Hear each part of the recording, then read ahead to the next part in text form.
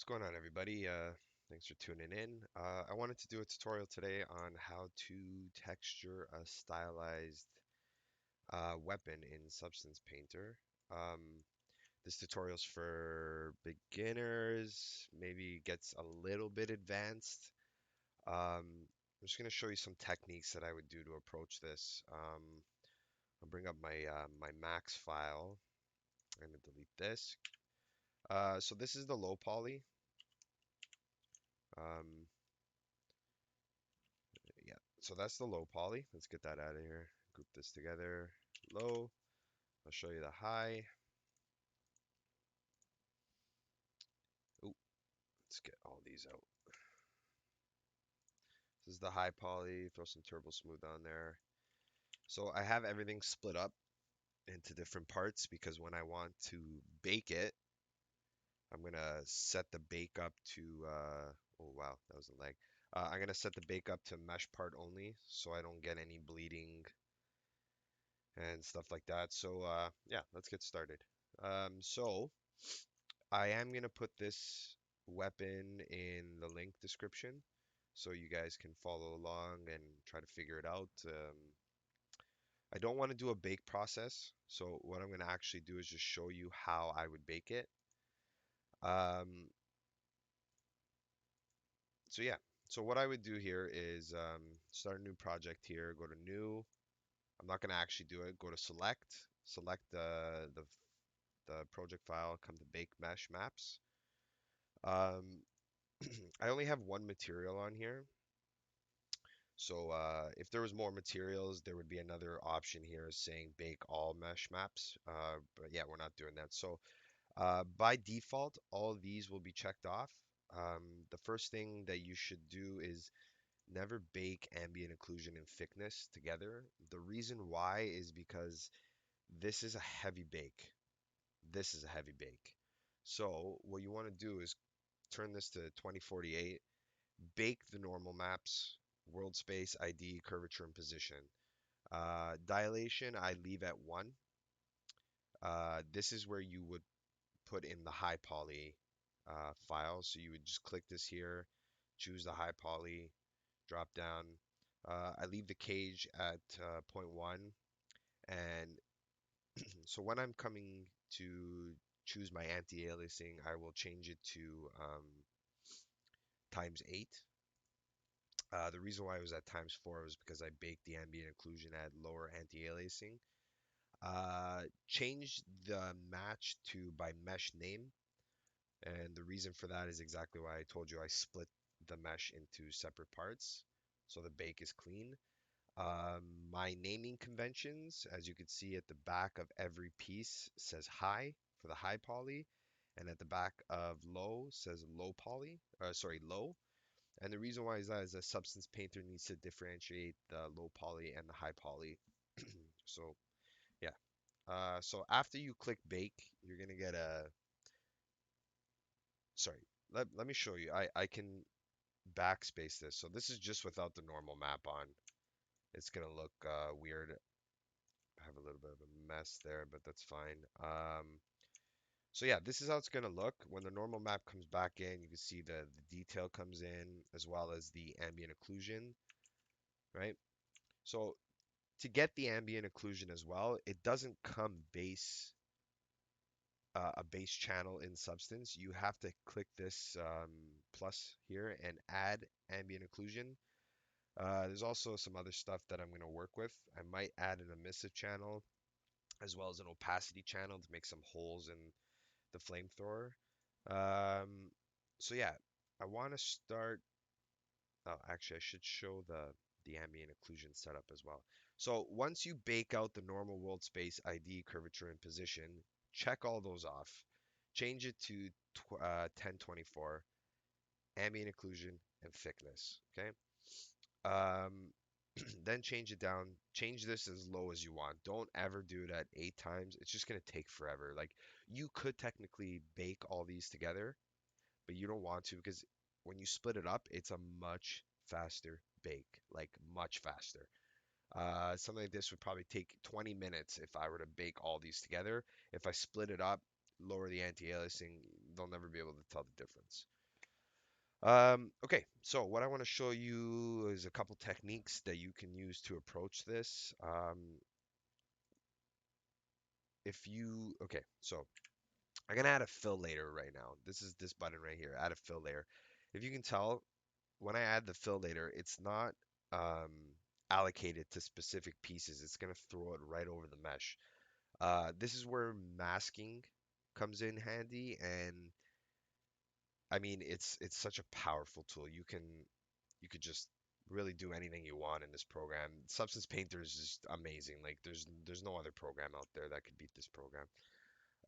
Okay, so I do have some reference art that I want to add to this. Let's go ahead and grab that because there is some color palettes that I want to keep. I can't read this guy's name. I mean, this concept art was so good. Like as soon as I saw it, I'm like, okay, I have to model this thing. Uh, it's not complicated, but it's detailed enough to get, this image around. So I want to try to keep faithful to this. So I'm gonna go ahead and start this. So what you want to do, let's start this from fresh. You're gonna have a default layer here. You want to come up here. Sorry. Also, this UI setup, this is my UI setup. It's pretty close to the default setup. You don't have to do this. You can reset your UI. You can do whatever you want. This is how I work. Anybody can work however they want. So come here. Let's do a fill layer. And this is going to be my main body parts. I'm not going to work on the barrel. I just want to kind of get the base texture up. I need to put this always on top.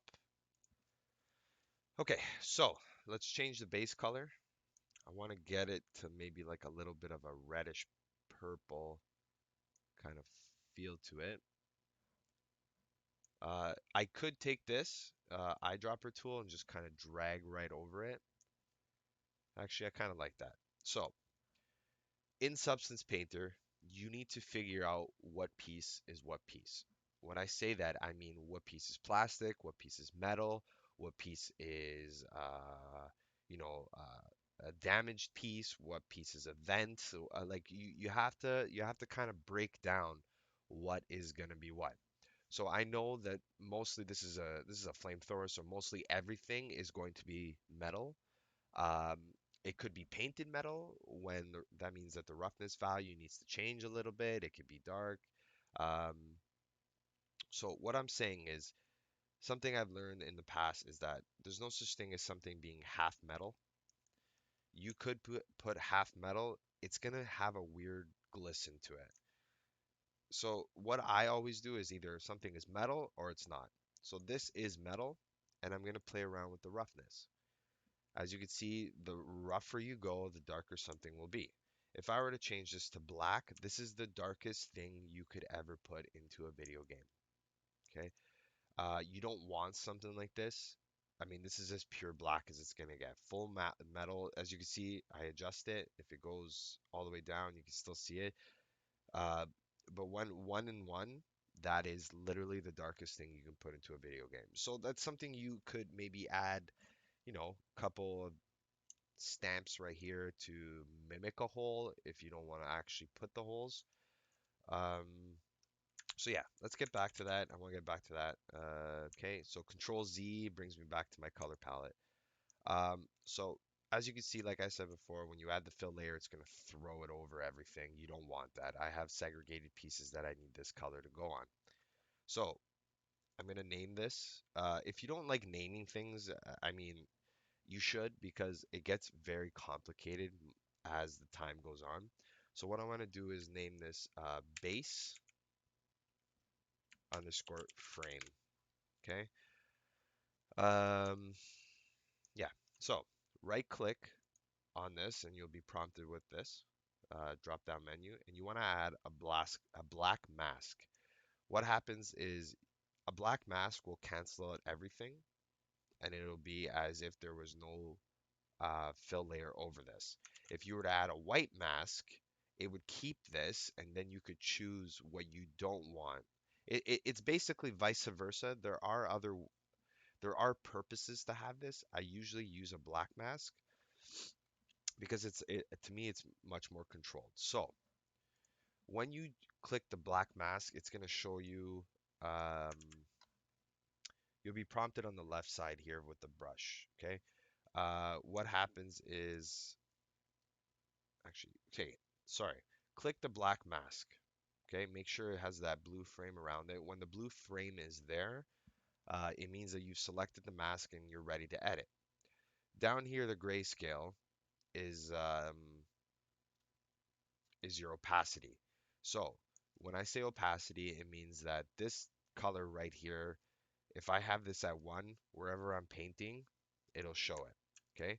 If I were to bring this down to 0, if I paint, nothing's there, right? So this is black and this is white. It works hand in hand with the black mask and the white mask. So if you do have it at 100% white and you have a black mask, then it's going to be completely visible. And if you have the white mask and changes to black, it's going to work the opposite way.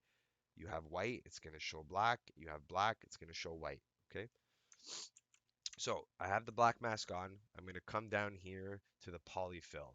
The reason why I'm going to use this is because the way I've set it up is that chunks of the pieces will, sorry, the way I set it up is the separate pieces will be easier to click to segregate the texture palette. So right now I have this chosen as mesh fill. There's polyfill and triangle fill. I don't use triangle fill like literally ever.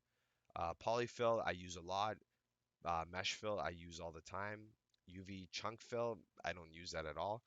So when I click this and come down to mesh fill, I want my opacity to be at 1, and I'm just going to start clicking the pieces according to the reference art.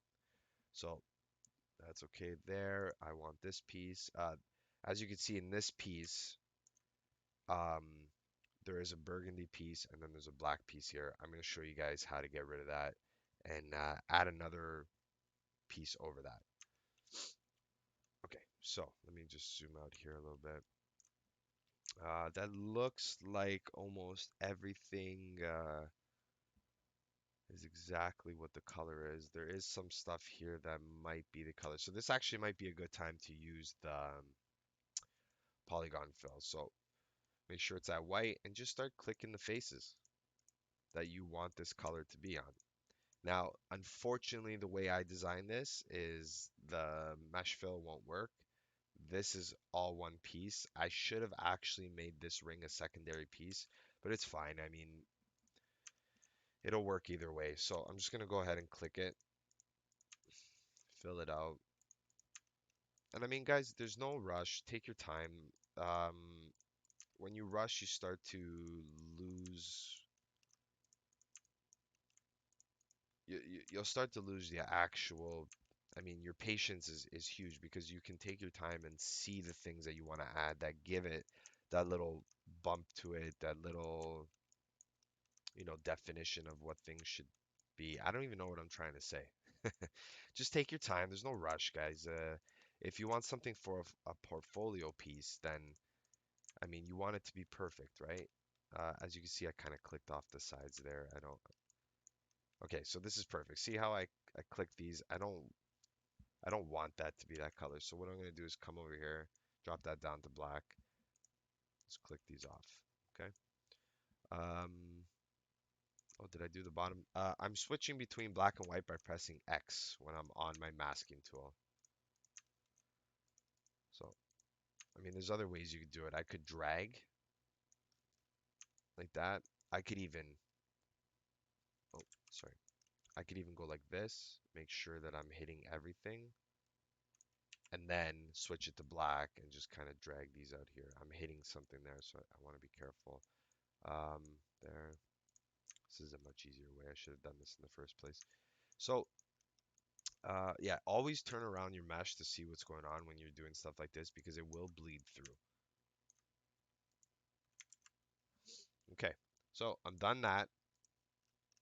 I've chose exactly where I want these colors to be. Um, so yeah, let's keep working on. I want to work on this piece and this piece only right now. So as you can see, there's some metal wear, some chipped edges. We got a yellow line detail here, some more yellow line details. Excuse me, here, even here, even here. I want to. I'll figure out the painting later. These lines, the decal. I want to get just the base done of it. So as I said, there's some black here that I want to get in there. So what I'm going to do, I want to try to keep the same value. I also think I want to bring this down a little bit, just a little bit, to get that metal shine. By holding shift and right clicking on the back canvas, you can rotate the sun. Okay. Like to keep it, maybe something like that. That's okay. I'm going to duplicate this layer and yeah. So come to the color. Let's change it to maybe something like that. I actually think maybe I should raise this black a little bit in the roughness. Okay. So now because I duplicated it, the mask is the same as this mask. So it's over top this layer. If I were to bring it down, it disappears. If I bring it up, the colors disappear. So what you should do here is right click again and add another black mask. Okay. What that did was it got rid of it, and now I can play around with my polyfill. So I'll come back down to here, click my polyfill, make sure I'm on white, and just drag up. So you can see I kind of bled out there. I'm going to fix that. Just take your time here, get it done. Press X on your keyboard, drag it out. Stuff like this is important. That's what I'm saying. Take your time, rotate. Make sure you're covering everything to the piece. And there we go. Even here needs it. Missed one there. Missed all this here. Zoom in. Okay. I'm pretty happy with that. Um, there's also this piece. So let's grab the mesh fill. Make sure I'm at white. I'm going to click that. I'm just going to kind of fill out where the black is now. So this is black. Okay. Switch it to the polys. This is all black. Okay. There is a symmetry button right here that make it a lot easier. Unfortunately, there isn't much symmetry in this. I think it's because I didn't set it up right, because it should technically be right down the middle. Um, for this purpose, I'm gonna just take off symmetry. It will make these lines and these decals a lot harder. Um, so at some point I might fix it. When I do upload the file to YouTube for you, I will center it out so the symmetry will work because I am going to show you how the symmetry works. So let's keep going. So that's black there. We got these panels here are black as well. This is a little bit different. You got to play around with it. I'm just gonna make it black. It's a lot harder to just keep going through everything as opposed to me just getting rid of these. So I'm gonna click X after I dragged it, and I'm just gonna box it out. There is some fine tuning you're gonna have to do with it. Something like that, very tiny, right? I want to click these off. Oop, these two, these two. Okay, let's go to the other side. Let's shift that around so I can see the material. There we go. There we go. Boom, boom, boom, boom, boom. Okay. So, uh, what else is black? This is black as well. Switch to mesh grab. Okay. Click that. Okay. Got this is black. The tip right here is just black, so I want to pull that there. Grab that there. Grab that there. All right. All right. Okay. Handle. All right. So this back piece is black. Easy. Done. Okay. Uh, I mean, you can see that I'm not really matching the reference art exactly. There's things that, I mean, I had to use my imagination because this is just a concept art, right? So let's grab this here. I'm gonna do the mesh grab, okay? Then I'm gonna switch to the polyface. I'm gonna switch it to black, and I'm just gonna get rid of this. Okay, switch back to white. Sorry, white over here, number one. I'm gonna click that. I'm gonna click this. I'm gonna go here, and I'm gonna switch to polyface. Get rid of that. Might even keep that there. Okay, this piece is black. Okay, so we have our base color coming along very nicely. I'm also going to start working with the copper here, or whatever this is. Again, I'm going to use the same material. I'm going to change it to the color that needs. So you can change the color here. I like to use dynamic, and you can just kind of play around with it. I mean, depending on the kind of color palette you're using, you can adjust the saturation, you can adjust the hue, the darkness. For this purpose, I'm just going to use the eyedropper tool and kind of get as close as possible to this reference color palette. That's pretty good. Um, I think I want to make it. This is where you have to use your judgment, right? So I'm gonna kind of take the saturation. I'm gonna make it a little bit more of a copper color. I'm gonna lighten it up just a little bit. Actually, I might even, yeah, I'm gonna lighten it up a bit. So you can see again, it's taking the values of the black because I duplicated the back black. So I'm gonna add another black mask, and I'm just gonna grab these guys. Ooh, sorry. Okay, so we have a little issue here. We could just technically put the black up here and do this, but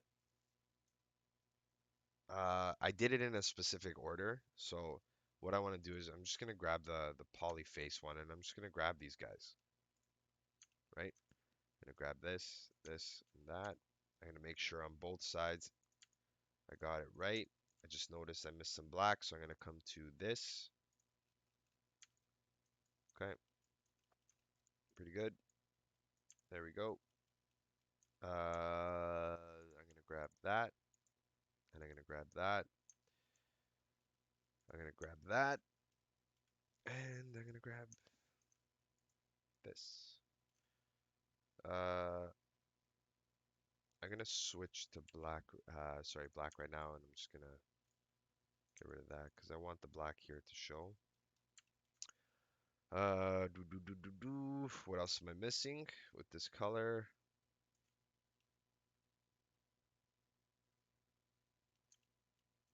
Pretty good. Pretty good. Okay, so there's another color that we need to do here, and it's a silver. It's a silver color. It looks like a matte color. So what I want to do here again is duplicate. I'm clicking Control D, but again, you can right click on it and click duplicate. And I'm going to, I want maybe a little bit there. That should be okay. Let's try this out. I don't know if it's going to work perfectly.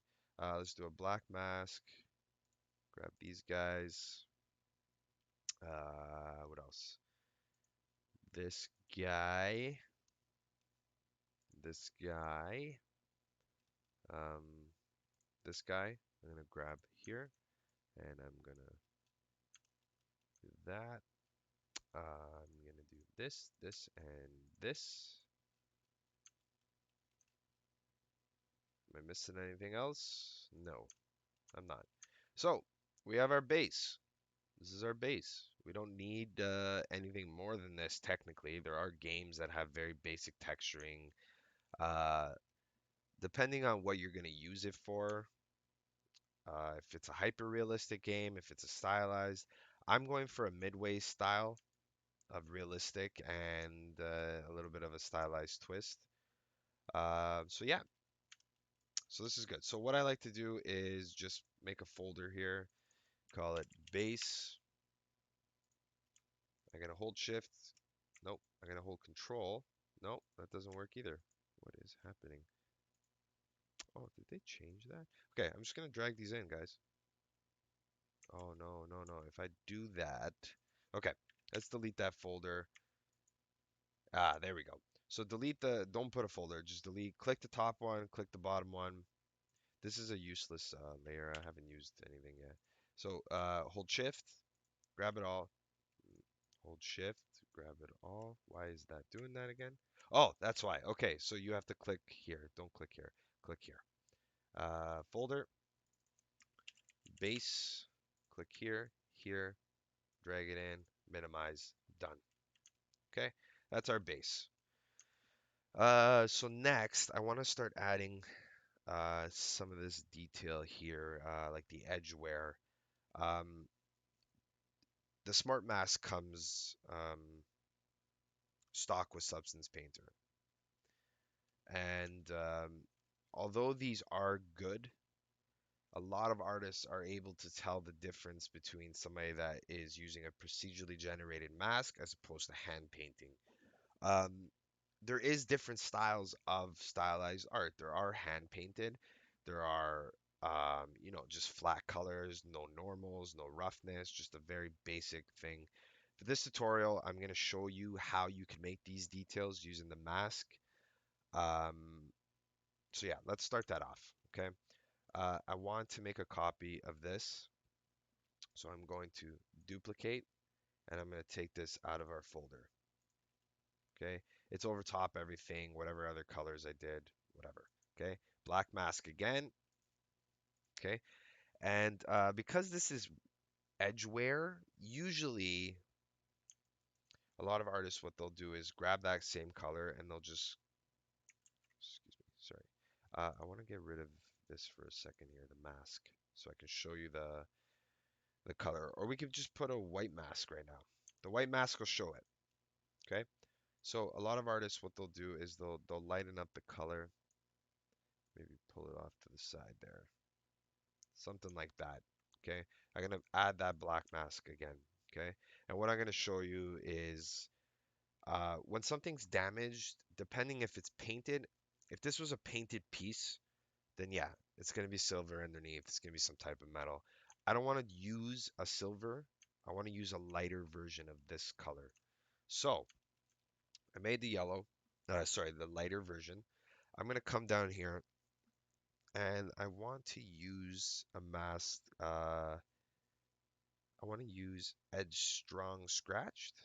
Let's try this. I'm going to throw it over. As you can see, it goes over the entire area. I don't want that color bleeding over here. Okay. So, I mean, it did a pretty decent job.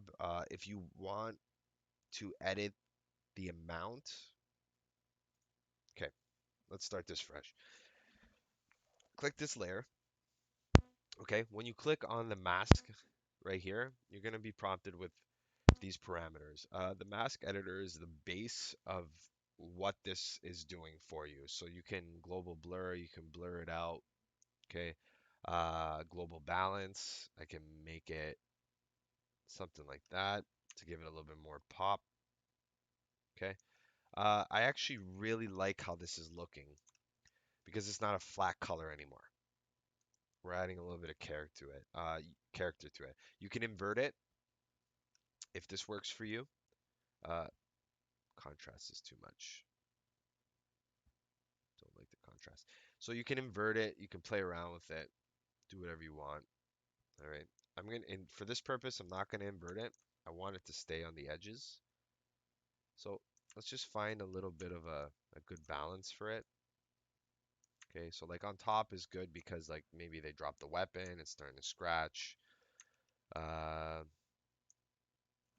okay, that's good. So, having done this now, you have your. I actually need to add a little bit of the ambient occlusion. Could change with the thickness. That might work a little bit better. Yeah. Okay. So, on top of all these layer stacks, I'm going to right click and I want to add a paint layer. Okay. The paint layer now overrides the mask and the sharpen for the alpha. And now switching to black and polyfill, I can choose what pieces are going to be affected by this mask generator. I don't want that. I don't want that. I don't want this, and I don't want that. This, and it's a rinse and repeat, guys. This is the cruel reality of texturing. It does become tedious at some point. I don't want these pieces to be affected either. So what I'm gonna do is I'm gonna use the polyfill, bring it to black, then bring it to white, and I'm just gonna grab these. Again, I mean, if you bleed into something, it's absolutely fine. It's normal.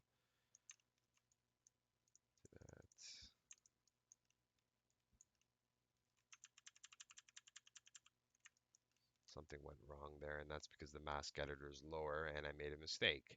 So bring this down to black. Okay, let's just grab these. Take it out. I don't want to grab the sides, okay, because this color is there and I want a little bit of bleeding, just a little bit. So just the top, we're gonna go like that, and we're gonna go like this. Okay, and I just noticed we screwed up with the base color, and we're gonna go back to the mask and we're just gonna click these off. There we go. Starting to bring it to life.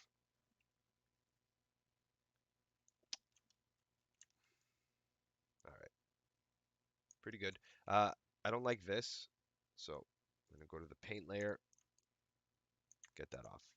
Uh, just to explain the paint layer very quickly, this will act as a mask in a sense. This will allow you to control things a little bit more. So if you add something like a mask here and it's a little bit out of control, like I said, and it's bleeding, this paint layer will help you adjust the mask and override everything that you're doing there. Okay, so let's get out of that. I might do a quick render. The render's there. So yeah, I mean, I can see I missed a couple things here. Yeah, we got to keep going. We're very far from being done. I'm gonna end this tutorial as a part one because it does get a little bit more complicated, and I'd like to break it down. So this will be the end of this part one. I'm gonna post part two, and thanks for watching, and take care.